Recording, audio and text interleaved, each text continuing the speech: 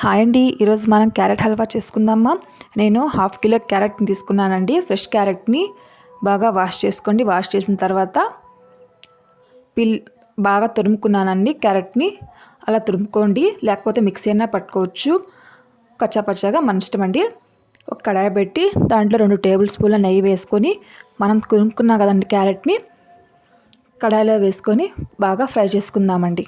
ఒక 10 మినిట్స్ బాగా ఫ్రై చేసుకోండి. ఫ్రై చేసిన తర్వాత కొంచెం దగ్గరికి వస్తుందండి, బాగా మగ్గుతుంది. మగ్గిన తర్వాత బాగా కలుపుకోండి.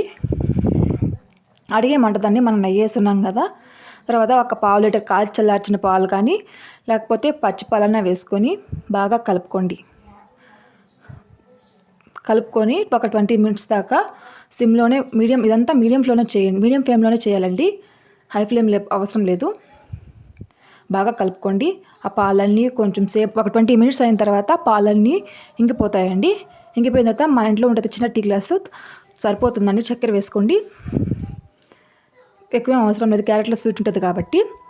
అదంతా బాగా ఉడికిన తర్వాత కొంచెంసేపు ఉడికించుకోండి, ఒక 5 మినిట్స్ అలా. తర్వాత ఎక్స్ట్రా వాటర్ అన్నీ బాగా ఇంకిపోతాయి.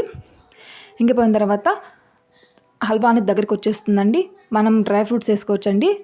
జీడిపప్పు, బాదం పప్పు, ఎండు ద్రాక్ష అవన్నీ వేసుకొని బాగా కలుపుకోండి. తర్వాత 2-3 యాలక్కల్ని పొడి చేసుకొని వేసుకోండి. అంతే అండి, టేస్టీ క్యారెట్ హల్వా రెడీ అయిపోతుంది. వీడియో మీకు నచ్చితే లైక్ చేయండి. Subscribe to my channel.